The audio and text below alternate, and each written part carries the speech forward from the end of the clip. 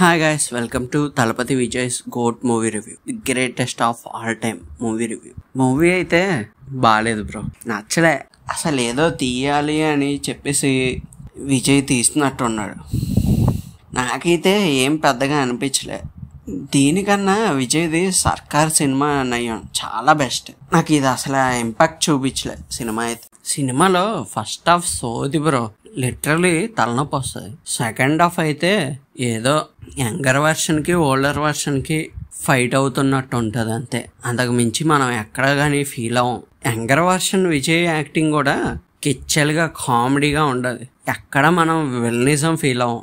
లాస్ట్లో కూడా ఏదో చేశాడంటే చేశాడు అన్నట్టు ఉంటుంది. అంతకు మించి ఈ సినిమాలో ఏముండదు. అందరూ అంటున్నారు వన్ మ్యాన్ యాక్షన్ అని, అందరూ బాగానే చేశారు బ్రో.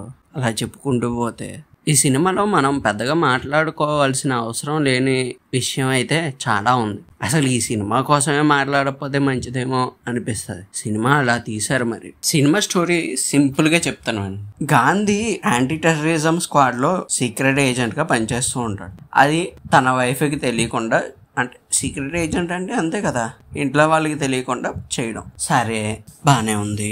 మనోడు ఒక మిషన్ మీద కెన్యా వెళ్ళినప్పుడు అక్కడ ఒక టెర్రరిజం స్క్వాడ్తో గొడవ అవుతుంది. ఆ గొడవలో ఒకటి చచ్చిపోడు, ఆడే మెయిన్ వెళ్ళి ఆడేం చేస్తాడు, మొత్తం అంతా ప్లాన్ చేసి కొడుకుని చచ్చిపోయినట్టు క్రియేట్ చేసి ఆ కొడుకునే విలన్ కింద మార్చి రుద్దుతా ఉంటారు మన మీద. ఇంతే సినిమా స్టోరీ అంతా. ఇంకా అంతకు మించి ఏముండదు. దాన్ని మనం ఎలా ఫీల్ అవ్వాలంటే, అమ్మ ఈడి కొడుక వెళ్ళా అంటే ఈడికి ఆడికి పడదా, ఇప్పుడు ఆడిని చంపేస్తాడా అన్నట్టు ఫీల్ అవ్వాలంట. సరే ఫీల్ అవుతాం. పోనీ లాస్ట్ లో ఏమైనా జరుగుతుంది అంటే డామా బుస్ తుస్మాన్ గాలి తీసేస్తా. ఏంటి సార్ ఇది వెంకట ప్రభు గారు? ఈ సినిమాలో బాగున్నది అని ఏదైనా అనిపిస్తుంది అంటే బ్యాక్గ్రౌండ్ మ్యూజిక్. పాటలు అయితే రొట్ట, వాటిని పట్టించుకోకండి. బ్యాక్గ్రౌండ్ మ్యూజిక్ కూడా బాగుంది అనిపిస్తున్నంతసేపు అక్కడ ఎక్కడ సీన్స్ సింక్ అవ్వయ్యా. ఏంటి అలా అంటే అనుకుని చేసినట్టున్నారు సినిమా అంతా. ఎక్కడ బ్యాక్గ్రౌండ్ మ్యూజిక్ సింక్ అవ్వకూడదు, ఇలా కొట్టాలి అని. మధ్య మధ్యలో రకరకాల సినిమా మ్యూజిక్లు ప్లే అవుతాయి. ఎందుకలా? ఈ సినిమాకి చాలా పెద్ద క్యాస్ట్ అండ్ క్రూయే వర్క్ చేశాయి, కానీ ఒక్కటి కూడా వర్కౌట్ అవ్వలే. ఏదో అందరి యాక్టింగ్లు అందరివి, ఇంక్లూడింగ్ విజయ్తో సహా అందరివి ఏదో అలా వెళ్ళిపోతూ ఉంటుంది అంతే. అంతేగాని ఒక్కల యాక్టింగ్ కూడా మనకి ఎక్కదు. రాత సినిమా చూపించారు, రాత సినిమా.